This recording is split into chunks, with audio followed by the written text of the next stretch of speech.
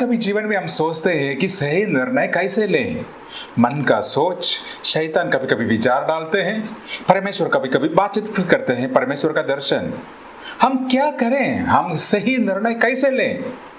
Hello, सबको जय मसीह की। आज आपका बीच में परमेश्वर का वचन लेकर आने में परमेश्वर हमको मदद और सहायता किया है। आज इस सुबह संदेश चैनल के द्वारा आपका बीच में परमेश्वर का वचन ले आने में परमेश्वर ने सहायता किया है। मैं जानता हूं हम में से बहुत सारे लोग लेटर के द्वारा, टेलीफोन के द्वारा हमसे कॉन्टैक्ट करते हैं और व्हाट्सएप के द्वारा अपने मैसेज भेजते हैं। धन्यवाद। वो आप सबको आशीष दे, आपको उत्साह के लिए, आपका सहायता के लिए बहुत धन्यवाद करते हैं। आने वाले दिनों में परमेश्वर आप सबको परमेश्वर बहुत आशीष दे। और आज बहुत खुशी का बात है कि हम सबको इस प्रकार एक बहुत अच्छा एक समय परमेश्वर ने दिया है ताकि हम सारे लोग मिलकर परमेश्वर का वचन को सीख सकें। आज मैं ऐसा एक वचन पढ़ने जा रहा हूं और यहाँ ये लिखा हुआ है, पहला कोरिन्थिया 12 अध्याय 8 से लेकर 11 तक। वहां ऐसा लिखा हुआ है, क्योंकि एक को आत्मा के द्वारा बुद्धि का बातें दी जाती है और दूसरे को उसी आत्मा के अनुसार ज्ञान की बातें, और किसी को उसी आत्मा के विश्वास और किसी को उसी आत्मा से चंगा करने का वरदान दिया जाता है।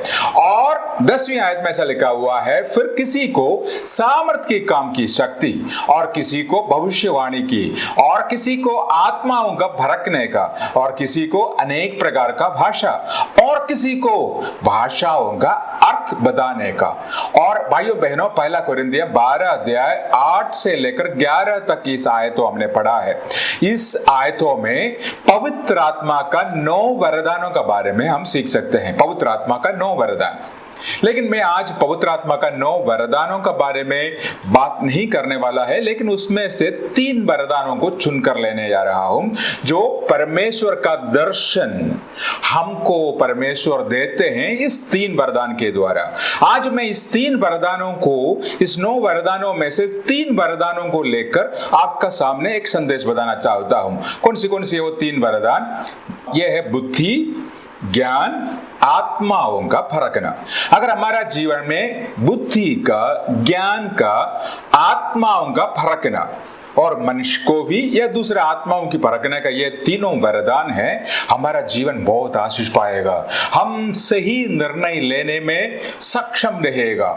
और ये बहुत बड़ी बात है कि बुद्धि, ज्ञान, आत्माओं का परखने का वरदान हर एक विश्वासी को, हर एक मसीह सेवक को होना चाहिए। नहीं तो क्या होता है, वो गलत निर्णय लेने में और मजबूत किया जाएगा और उनको पता नहीं चलेगा कि वो सही है या नहीं। बहुत जगह में जाकर वो फंस जाते हैं क्योंकि उन्होंने गलत निर्णय लिया। आज इस वचन के द्वारा हम देखने जा रहा है हमारा जीवन में, हमारा सेवकाई में, हमारा जॉब में या कैसे भी हो, हम सही निर्णय लेकर कैसे जाएंगे। अलग अलग प्रकार का बातें हमारा जीवन में आते हैं। सबसे पहले क्या होते हैं? मन की सोच। मेरा मन की जो सोच है, हर समय मेरा मन मेरे से बात करते हैं, वहां जाओ, वो करो, और जाकर उनसे मिलना, और ये जाकर यहाँ ये काम करना चाहिए, ऐसा करना चाहिए, ऐसा करना चाहिए। मन का सोच का अनुसार कभी कभी हमारा हम काम करते हैं। कभी कभी क्या होता है कि हम सिर्फ केवल हमारा मन जो कुछ बोलते हैं उसी के अनुसार हम क्या करते हैं। लेकिन मन का सोच हमको धोखा दे सकते हैं। हम गलत निर्णय लेने में, गलत जगह में जाने के लिए ये मन का सोच कभी कभी, क्योंकि ये मन का नेचुरल तौर पर हमारा जीवन में आते हैं, तो ये मन का सोच के द्वारा अगर हम निर्णय लें, अगर हम आगे जाएं, हम आगे जाकर फंस सकते हैं। क्योंकि मन का सोच हमारा जीवन को गलत निर्णय लेकर हमको फंसा सकते हैं, हमको धोखा दे सकते हैं। दूसरा है शैतान का विचार। शैतान का काम तो यही है, हमारे अंदर ऐसा विचार डाल दें, हमारे अंदर ऐसा बातें ले आए ताकि हम परमेश्वर का खिलाफ कोई कदम उठाएं, परमेश्वर का लोगों का खिलाफ, जो परमेश्वर का योजना है हमारा जीवन का बारे में, उसका खिलाफ कार्य करने के लिए शैतान हमारे अंदर प्रेरणा देते हैं, विचार डालते हैं। और हम नीचे नीचे आयतों में देखेंगे, और वो हर समय विश्वासियों का, परमेश्वर का सेवक को पीछे पड़ा हुआ है, क्योंकि कैसे भी इनको विश्वास में से कमजोर करो, विश्वास में से निकाल दो। क्योंकि शैतान का विचार, तो मन का सोच आ गया, शैतान का विचार आ गया। तीसरा है परमेश्वर का दर्शन। हर समय परमेश्वर हमको दर्शन देना चाहते हैं, परमेश्वर हमसे बातचीत करना चाहते हैं, परमेश्वर सही निर्णय लेने में हमको मदद करना चाहते हैं। प्रभु यीशु मसीह स्वर्ग जाने समय और अपने चेलों को यही बात कहा, देख मैं जा रहा हूं, लेकिन मैं ऐसा एक सहायक को तुमको भेजने वाला है, वो हर बात तो तुमको सिखाएगा और मेरा योजना का अनुसार तुमको चलाएगा। तो ये सहायक पवित्र आत्मा हर समय क्या करता है, हमको सहायता करता है हमारा कमजोरियों में, हमारा जीवन में हर प्रकार का जब निर्णय लेते हैं उस समय पवित्र आत्मा हमको मदद करते हैं। तो पवित्र आत्मा का दर्शन, परमेश्वर का दर्शन, तीन बातें क्या है? तीन बातें, मन का सोच, दूसरा शैतान का विचार, तीसरा परमेश्वर का दर्शन। भाइयों बहनों, हम जब भी निर्णय लेते हैं हमारा मन का सोच का अनुसार नहीं होना चाहिए, शैतान जो विचार डालते हैं उसी का अनुसार भी नहीं होना चाहिए। फिर कैसे? परमेश्वर का दर्शन का अनुसार होना चाहिए। अगर परमेश्वर का दर्शन का अनुसार आपने एक निर्णय लिया है, आपका शादी का बारे में, आपका बिजनेस का बारे में, आपका कलीसिया का बारे में, आपका बच्चों का, आपका माता पिता, आपका जमीन लेने का, प्लॉट, हर चीजों का परमेश्वर का दर्शन का अनुसार, परमेश्वर को योजना का अनुसार अगर आप एक निर्णय लेते हैं, परमेश्वर आपको आशीष देंगे, परमेश्वर आपको उसमें बरकत देंगे। आज चाहे परिस्थिति बदल सकते हैं, आज चाहे शायद आप परिस्थिति आपका खिलाफ हो सकते हैं, लेकिन परमेश्वर उसको बदलकर परमेश्वर का योजना के अनुसार आपको ले जा सकते हैं। तो हमको चाहिए, क्या चाहिए हमको? परमेश्वर का दर्शन। इसलिए परमेश्वर का दर्शन का अनुसार हमको जाने के लिए हमको ये तीन वरदान को जरूरत है। बुद्धि का वरदान सबसे पहले, और परमेश्वर का वचन याकूब का पत्री में लिखा हुआ है, जिनका बुद्धि का कम है वो परमेश्वर से प्रार्थना करें, परमेश्वर उनको बुद्धि का वरदान से परमेश्वर फल देंगे।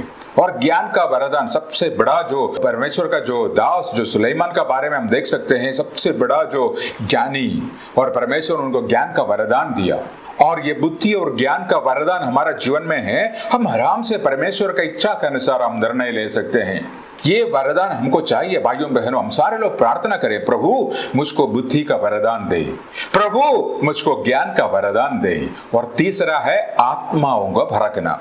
और कौन सी आत्मा किस प्रकार कार्य करते हैं? ये शैतान कार्य करता है या परमेश्वर कार्य करते हैं? शैतान कभी कभी परमेश्वर का जैसे कॉपी कर और उनका जैसे काम कर सकते हैं। हमको अगर ये आत्माओं का भड़कने का वरदान नहीं है, हमको पता नहीं है कि कौन सही कौन गलत। कभी लोग भी ऐसा ही है, हंसते हंसते हमारा सामने आकर बात करेंगे, हमारा सामने हमारे बारे में सब कुछ अच्छा अच्छा बोलेंगे, लेकिन हमको छोड़कर जब बाहर जाते हैं और किसी से मिलते हैं और हमारा बुराइयां करना शुरू करते हैं, वो तो ऐसा है, वो तो ऐसा ही है। अगर आत्माओं का भड़कने का, मनुष्यों का भड़कने का ये वरदान आपका जीवन में है, तो आराम से आप लोगों को पहचान सकते हैं, कौन मेरा सामने खड़े हैं, मैं कैसे उनका सामने बात कर सकते हैं। अगर आप पासवान हैं, कलीसिया चलाने वाला है, आपका कलीसिया में भी ऐसा हो सकते हैं। बहुत मुश्किल होते हैं कि ये कौन सी आत्मा से ये काम हो रहा है। इसलिए ये तीन वरदान, कौन सी वरदान? बुद्धि का वरदान, ज्ञान का वरदान, आत्माओं का भड़कने का वरदान। ये तीनों वरदानों के लिए हम प्रार्थना करें भाइयों बहनों, ताकि मन का सोच में हम फंस ना जाएं, शैतान का विचार में भी हम फंस ना जाएं, हम परमेश्वर का दर्शन के अनुसार आगे जाएं। क्या आपको चाहिए ये तीनों वरदान? आज आप प्रार्थना करना, आप दिल से बोलना परमेश्वर को। अगर आपका दिल में इतना इच्छा है ये वरदान प्राप्त करने के लिए, जरूर परमेश्वर आपको देंगे। जब मेरा दोनों बच्चे छोटे थे, मैं उन्हीं को यही प्रार्थना सिखाया था, परमेश्वर बुद्धि का वरदान से और ज्ञान का वरदान से मुझको फल दें। जब वो छोटे छोटे थे, उसी दिन से शायद आज बड़े बच्चे हैं और आज भी वो ये प्रार्थना करते हैं, बुद्धि का वरदान, ज्ञान का वरदान से परमेश्वर मुझको फल दे। तो जब हम बुद्धि का, ज्ञान का वरदान और आत्माओं का भड़कने का वरदान हमारा जीवन में आते हैं, तो कैसे कैसे और तमाम जो आवश्यकता हमें परमेश्वर हमारा जरूरतों को पूरा करते हैं। अगर ये तीनों वरदान हमारा जीवन में है, तो सबसे पहले किसी समस्या का समाधान हम आराम से कर सकते हैं। जब जीवन में समस्या आते हैं, हम इसका समाधान हम आराम से ले सकते हैं। एक निर्णय लेने के लिए एक निर्णय लेना हमारा जीवन में बहुत बहुत मुश्किल होता है। हमें क्या करूं, क्या नहीं करूं, किससे जाकर पूछूं, क्या सही है, क्या सही नहीं है। भविष्य के लिए सर्वोत्तम योजना बनाने के लिए, आपका बच्चों के लिए, शायद आपके लिए, आपका परिवार के लिए, आपका कलीसिया के लिए आप एक योजना बना रहे हैं कि ये कैसे हम करें। इसलिए ये वरदान आपके लिए जरूरत है, आपका सामने आने वाला विकट परिस्थिति से बाहर आने के लिए। अगर आपका जीवन में अगर प्रकार का मुसीबत, परेशानियां, फंस गया किसी बातों में, अभी आपको ऐसा आइडियाज चाहिए, अभी आपको ऐसा परमेश्वर का योजना को पता चलना चाहिए कि परमेश्वर आपको कैसे निकाल सकते हैं। उसी के अनुसार आप क्या करें। परमेश्वर आप में क्या कर रहा है, इस बात को देखना है। परमेश्वर आप क्या कर रहा है। जब हम सेवकाई करते हैं, जब किसी के लिए प्रार्थना करते हैं और किसी का जीवन में हम काउंसलिंग करते हैं, हम आत्मा से पूछते हैं, प्रभु आप यहाँ आप क्या कर रहा है। उस बात को समझने के लिए ये वरदानों का जरूरत है। और साथ साथ शैतान का योजनाओं को भी हम समझ सकते हैं। ये तीनों वरदान हमारा पास है। हम शैतान का जो योजना होते हैं हमारा खिलाफ, हमारा लोगों का खिलाफ जो वो बनाते हैं, ये तीनों वरदानों से आपको कैसे पता चलेगा। हम आराम से पता चलेगा, क्योंकि हम उस बात सुनने से, उस बात को देखने से हमको पता चलेगा नहीं ये प्रभु से नहीं हो सकता, ये शैतान से हो सकते हैं। हम उसको डांट सकते हैं, उसको निकाल सकते हैं, उसको हम बांध सकते हैं। ये देखना कि लोगों का मकसद क्या है। लोग जब हमारा जीवन हमारा पास आते हैं, कुछ ना कुछ बातें ले आते हैं, तो ये देखना है कि लोगों का मकसद क्या है ऐसा बात करने से, मेरा सामने आने से। ये सारे बातों को सामना करने के लिए और हमको क्या चाहिए, परमेश्वर का दर्शन। परमेश्वर का दर्शन पाने के लिए कौन सी वरदान चाहिए, बुद्धि का वरदान, ज्ञान का वरदान, आत्माओं का भड़कने का वरदान। क्या आप चाहते हैं आज जैसे मेरा प्रचार आप सुनते हैं, आप दिल से प्रार्थना करें, प्रभु मुझको भी ये वरदानों से भरना। बाइबल में बहुत सारे उदाहरण हम देख सकते हैं। सबसे पहला उदाहरण हमारा प्रभु यीशु मसीह, वो हमारे लिए सबसे बड़ा उदाहरण है। मत्ती का सुसमाचार 22 अध्याय 15 आयत निकाल देंगे। वहां लिखा हुआ है, फरीसियों ने जाकर प्रभु यीशु मसीह को फंसाना चाहते हैं, क्योंकि प्रभु यीशु मसीह का सबसे बड़ा दुश्मन हम बाइबल में देखते हैं फरीसिया, सदूकिया, ये इस प्रकार का जो लोग था, यहूदी लोग। और हर समय प्रभु यीशु मसीह का पीछे वो पड़ा हुआ था कि कैसे भी प्रभु यीशु मसीह का विरोध करूं। और मत्ती का सुसमाचार 22 उसी अध्याय का 17 आयत में ऐसा लिखा हुआ है, इसलिए फरीसियों ने प्रभु यीशु मसीह से एक सवाल पूछा, इसलिए हमें बता तू क्या समझता है, कैसर को कर देना उचित है या नहीं। वो प्रभु यीशु मसीह को फंसाना चाहते हैं। वो बोल रहा है कि आपका जो सरकार कैसर का सरकार है, इस सरकार को टैक्स देना चाहिए नहीं देना चाहिए। और आपको पता है अगर प्रभु यीशु मसीह कहा नहीं कैसर का टैक्स नहीं देना चाहिए, तब क्या होगा। तो वो सरकार प्रभु यीशु मसीह का खिलाफ, उनका सेवकाई का खिलाफ खड़ा हो सकते थे। अगर प्रभु यीशु मसीह कहते हैं हाँ कैसर को टैक्स देना है, कैसर को टैक्स दे दो, तो वो दूसरा सवाल पूछ सकते हैं, फिर परमेश्वर को नहीं देना, फिर परमेश्वर का भवन में देना नहीं। परमेश्वर का जो योजना, परमेश्वर का आदेश के अनुसार मूसा को जो 10 आज्ञाओं में परमेश्वर ने दिया है। तो देखो, अगर ये दोनों सवालों के बीच में प्रभु यीशु मसीह को फंसाने के लिए फरीसियों ने सवाल पूछा, लेकिन उसी अध्याय मत्ती 22 अध्याय का 21 में प्रभु यीशु मसीह ने क्या उत्तर दिया, जो कैसर का है वो कैसर को दो, जो परमेश्वर का है वो परमेश्वर को दो। प्रभु यीशु मसीह ने देखो ना, बुद्धि का, ज्ञान का, उस आत्माओं का भड़कने का वरदानों को इस्तेमाल करते हुए क्या जवाब दिया, जो कैसर का है को दो, लेकिन जो परमेश्वर का है वो परमेश्वर को दो। ऐसा बोलते ही फरीसियों का मुंह बंद हो गया, फिर दूसरा कोई सवाल है ही नहीं उनका सामने। भाइयों बहनों, हमारा भी जीवन में इसी प्रकार का जब समस्या आते हैं, जब लोग हमको फंसाना चाहते हैं, अगर ये तीनों वरदान हमारा जीवन में रहेंगे, सबका सामने हम सिर उठाकर जी सकते हैं, सबका सामने हम सिर उठाकर सेवकाई कर सकते हैं। आपका परिवार में, आपका गांव में, आपका काम करने का क्षेत्र में, या आप एक अलग बनकर रह सकते हैं, क्योंकि आपका अंदर आत्मा का ज्ञान और आत्माओं का भड़कने का जो वरदान परमेश्वर ने दिया है। आज प्रार्थना करना है, परमेश्वर मुझको भी इसी प्रकार का ज्ञान दे, इसी प्रकार का बुद्धि दे प्रभु, इसी प्रकार का आत्माओं का भड़कने का आशीष दे। दूसरा हम देख सकते हैं यूसुफ का बारे में। बहुत बार मैंने यूसुफ के बारे में प्रचार किया हुआ है। यूसुफ के बारे में भी हम देखने के समय ये तीनों वरदान उनका जीवन में था। तभी एक एक उनका जीवन में जब मुसीबत आया, परेशानी आया, निराशा आया, वो फंसा नहीं। जब अपना ही भाइयों ने उनको सूखा हुआ कुआं में डाल दिया, अपना ही भाइयों ने उनको बेच दिया, अपना ही भाइयों ने उनको तिरस्कार किया, मन का सोच क्या बोलते हैं, उनका खिलाफ मैं कार्य करूंगा, उनका खिलाफ मैं पापा का जाकर बोलूंगा, उनका खिलाफ मैं पुलिस स्टेशन में जाकर कंप्लेन करूंगा, ये लोगों ने मेरा खिलाफ क्या किया है। मन का सोच यही बोलते हैं। शैतान का विचार क्या आते हैं, मेरा भाइयों के खिलाफ मैं वो करूंगा ताकि उसको सबको मैं सत्यानाश करूंगा, क्योंकि वो लोगों ने मेरा जीवन में ऐसा नुकसान पहुंचाया। अगर मन का सोच विचार करते हुए वो आगे जाए तो क्या होना था, मिस्र देश का प्रधानमंत्री कभी नहीं बनना था, क्योंकि परमेश्वर का योजना है यूसुफ तुम्हारे लिए बहुत बड़ा है। मन का सोच के अनुसार तू आगे न काम कर, शैतान का विचार को तुम्हारा जीवन में जगह भी ना दे। तुमको क्या करना चाहिए, आंख बंद कर और प्रार्थना कर परमेश्वर से, प्रभु मेरा भाई लोगों ने मुझको तिरस्कार किया, इतना नुकसान पहुंचा दिया, मेरा पप्पा से मुझको अलग किया, मेरा कर से वो लोगों ने मुझको अलग किया। तब परमेश्वर क्या बोलेंगे, यूसुफ को परमेश्वर बोलेंगे, बेटे तुम चिंता ना कर, मैं तुमको बुलाने वाला परमेश्वर, मैं विश्वास योग्य परमेश्वर, मैं तुमको चलाऊंगा, तुम्हारा भाइयों को क्षमा कर, आगे चलते जाओ, पूरा दिल से मुझको विश्वास कर, मुझको तुम्हारा जीवन में कार्य करने दो। उस कड़वाहट को, उस दर्द को आपका दिल में अगर आप 5 साल से 10 साल से 20 साल से अगर रखा होता है, आज का ये संदेश के द्वारा वो सबको हटा दीजिए मेरा भाइयों बहनों, क्योंकि वो मन का सोच था, क्योंकि वो शैतान का विचार था जो आपका जीवन को अधीनता में, आपका जीवन को उस कड़वाहट में, आपका जीवन को उस निराशा में, उस पाप में फंसाया हुआ है।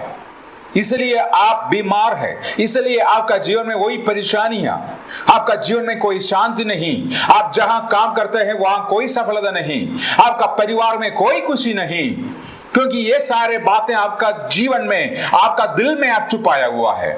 यूसुफ, परमेश्वर ने तुमको बुलाया हुआ है, बहुत बड़ा एक पद के लिए परमेश्वर तुमको तैयार कर रहा है।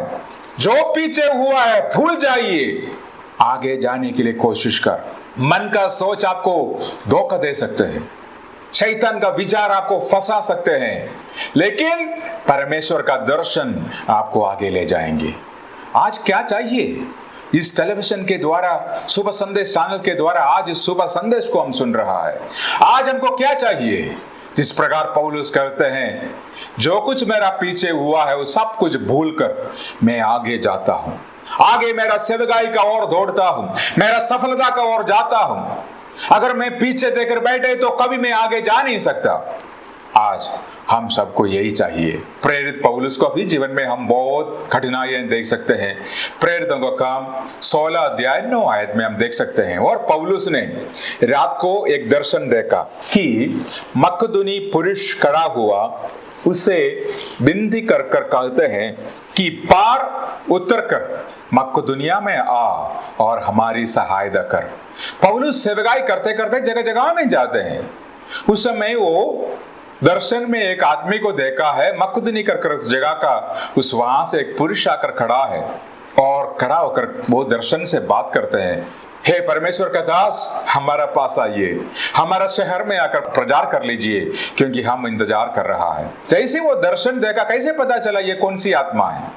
शैतान का आत्मा दर्शन में बात तो नहीं कर रहे, आत्माओं का फरकने का वरदान था, इसलिए सही तौर पर उस दर्शन को उन्होंने व्याख्यान कर कर उन्होंने ये स्थापित किया, ये परमेश्वर का दर्शन है। परमेश्वर इस दर्शन में मुझसे बातचीत कर रहा है कि मकदूनिया में परमेश्वर मेरे लिए एक द्वार खोल रहा है। अगर वो परमेश्वर का दर्शन सही तौर पर अगर वो व्याख्यान नहीं कर सकते हैं, सही तौर पर अगर वो समझ नहीं सकता, तो एक बहुत बड़ा मौका खो सकते थे। अगर सही तौर पर वो नहीं निकला होता, क्या होना था? वहां से बगाई नहीं होना था। फिलिपी शहर, एफेसी शहर, उस सारे शहर, वहां से हम देख सकते हैं कि इन्हीं के द्वारा, पौलुस के द्वारा बहुत बड़ा सेवकाई। इसलिए आत्माओं का फरकने का बहुत बड़ा एक सेवकाई, उस वरदान हमारा जीवन में चाहिए। हमें अपना मन और शैतान की आवाज सुनने पर नियंत्रण रखना चाहिए। हमने ये पूछना है कि ये मेरा मन है, ये शैतान का कोई विचार है। पत्रोस का जीवन में हम देख सकते हैं 30 मिनट का अंदर 2 व्यक्तित्व को पत्रोस का जीवन में हम देख सकते हैं। निकाल देंगे मत्ती का सुसमाचार 16 अध्याय 16 और 17 आयतें। और वहां लोग मनुष्य का पुत्र में क्या कहते हैं, प्रभु यीशु मसीह ने चेलों से पूछा, और आप लोग कहते हैं, और चेले कहते हैं, उन्होंने कहा कितने ने यूहन्ना बपतिस्मा देने वाला कहते हैं, और कितने एलिया, और कितने यिर्मयाह और भविष्यवक्ताओं में से कोई ये कहते हैं। तब शिमोन पत्रोस ने उत्तर दिया, तू जीवित परमेश्वर का पुत्र मसीहा है। यीशु ने उसको उत्तर दिया, शिमोन योना का पुत्र, तू धन्य है, क्योंकि मांस और लहू ने नहीं, परंतु मेरा पिता ने जो स्वर्ग में है ये बात तुझ पर प्रकट की है। यहां देखो ना, पत्रोस को एक सवाल पूछा कि लोग मेरा बारे में क्या कहते हैं। ये जो जवाब उन्होंने दिया है बहुत बहुत अच्छा, ईश्वरीय एक जवाब, परमेश्वर का दर्शन का अनुसार एक जवाब। क्या जवाब? तू जीवित परमेश्वर का पुत्र मसीहा है। ये बहुत बड़ा एक थियोलॉजी उसमें हम देख सकते हैं। एक एक शब्द में हम प्रचार कर सकते हैं। पत्रोस कहते हैं जीवित परमेश्वर का पुत्र मसीहा। वो सुनकर प्रभु यीशु मसीह कहते हैं, पत्रोस ये बात तूने जो अभी बोला है वो तू नहीं, परमेश्वर का आत्मा का प्रदर्शन, आत्मा का जो प्रदर्शन तुम्हारा जीवन में हुआ है, तुमको परमेश्वर ने बुद्धि का ज्ञान दिया है, तभी तो बोल पाया है। देखो ना, एक जगह में प्रभु यीशु मसीह उनको बहुत अप्रिशिएट कर रहा है, उनको उत्साहित कर रहा है, उनको बोल रहा है, बेटे शाबाश, तूने बहुत अच्छा किया। लेकिन आधा घंटे के बाद प्रभु यीशु मसीह आगे बोलते रहे।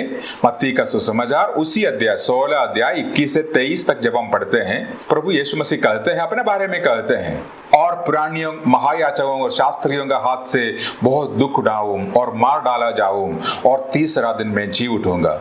प्रभु यीशु मसीह अपना जो क्रूसीकरण का बारे में पहले चेलों को बता रहा है, ऐसा ऐसा बात हो रहा है, होने जा रहा है। परमेश्वर का वचन के अनुसार, भविष्यवक्ताओं का वचन के अनुसार ये जो बातें मुझको पकड़वा जाएगा और बहुत बुरी तरह से मारा जाएगा, क्रूस पर चढ़ा दिया जाएगा, लेकिन तीसरा दिन में जी उठूंगा। और आपको पता है, जैसे प्रभु यीशु मसीह ऐसा बात कर रहा था, और मत्ती का सुसमाचार 16 का 22 में ऐसा एक वचन है, इस पर पत्रोस उससे अलग ले जाकर झिड़कने लगा कि हे प्रभु परमेश्वर, ऐसा ना कर, तुम्हारा जीवन में ऐसा कभी नहीं होगा। जैसे प्रभु यीशु मसीह ऐसा बात करते हैं कि ऐसा ऐसा होगा, लेकिन पतरस उनको अलग ले जाकर उसको डांटते हैं, उसको बोलते हैं, हे प्रभु ऐसा कभी नहीं कहा ना, तुम्हारा जीवन में ऐसा कुछ नहीं होगा, तू हमारा राजा है, राजा बनकर रहना तू। आपको पता है, उस 23 आयत में उसने फिर कर पतरस से कहा, प्रभु यीशु मसीह पतरस से कहते हैं, हे शैतान, मेरे सामने से दूर हो, तू मेरे लिए ठोकर का कारण है, क्योंकि तू परमेश्वर का बात तो नहीं पर मनुष्यों की बात पर मन लगाते हैं।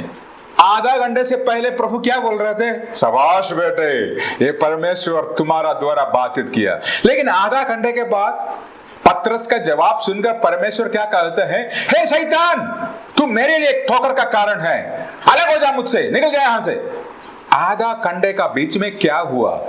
क्योंकि पतरस उस बात को समझ नहीं पाया। पहला, हाँ, परमेश्वर का दर्शन, बुद्धि का वरदान, ज्ञान का वरदान, आत्माओं को परखना। इसलिए पतरस ने कहा, तू जीवित परमेश्वर का पुत्र मसीहा। अब जैसे परमेश्वर ऐसा ऐसा बात कर रहा था क्रूसीकरण का बारे में, अब पतरस को क्या हुआ?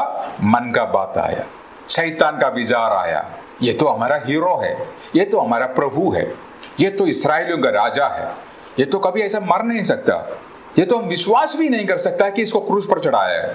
क्योंकि उनका मन का विचार कुछ अलग था।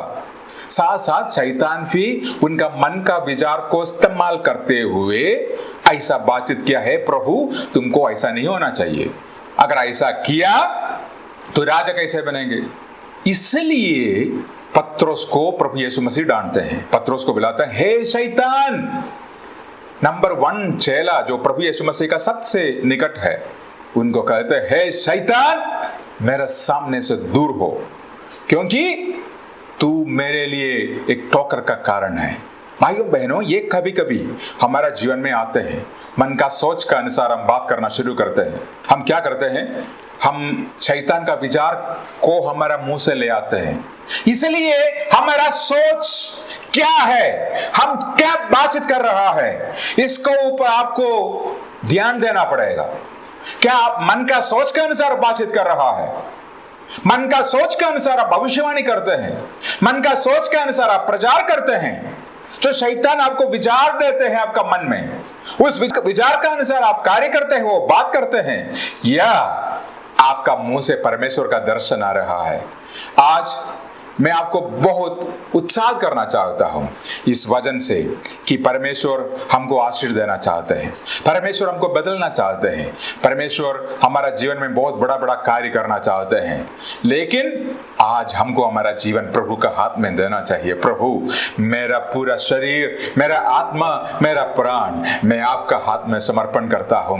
मैं मेरा मन का सोच के अनुसार आगे जाना नहीं चाहता, शैतान का विचार के अनुसार भी मैं आगे जाना नहीं चाहता। लेकिन प्रभु, मुझको आपका दर्शन चाहिए, आत्मा का वरदान चाहिए, ज्ञान का वरदान चाहिए। प्रभु, मुझको आत्मा का भड़कने का वरदान चाहिए। आप में से कितना लोग आज मेरे साथ प्रार्थना करेगा? आप में से कितना लोग अपने हाथों को जोड़ेंगे, प्रार्थना करेगा कि प्रभु, मुझको ये वरदान का जरूरत है, मुझको हालेलुया परमेश्वर का दर्शन का जरूरत है, मैं आगे जाना चाहता हूं, पीछे का सारे दर्द को, कड़वापन को, सब कुछ छोड़कर मैं आगे जाना चाहता हूं। प्रभु, आगे परमेश्वर का दर्शन का अनुसार मैं आगे जाना चाहता हूं। क्या आप एक निर्णय लेंगे?